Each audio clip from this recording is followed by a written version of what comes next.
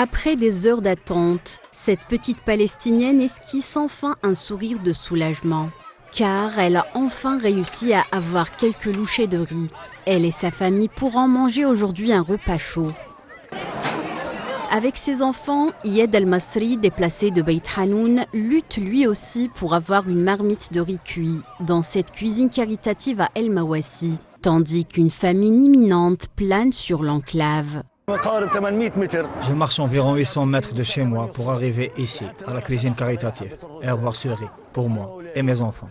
Ce riz n'est peut-être rien, mais pour nous, c'est tout.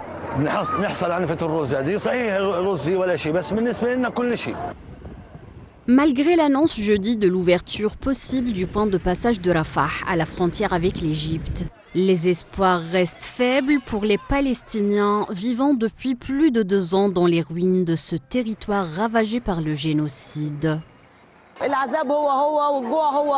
La souffrance est la même, la faim est la même et les maladies sont toujours là. Rien n'a changé pour nous, au contraire, la situation a empiré. Il n'y a eu aucune amélioration.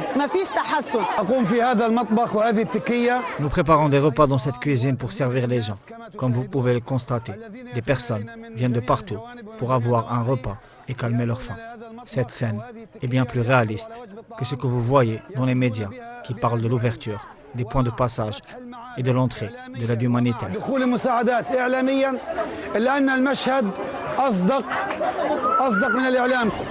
Obtenir un repas chaud est un objectif difficile à atteindre à Gaza. Les cuisines caritatives restent le seul pilier de la survie alimentaire pour des centaines de milliers de Gazaouis.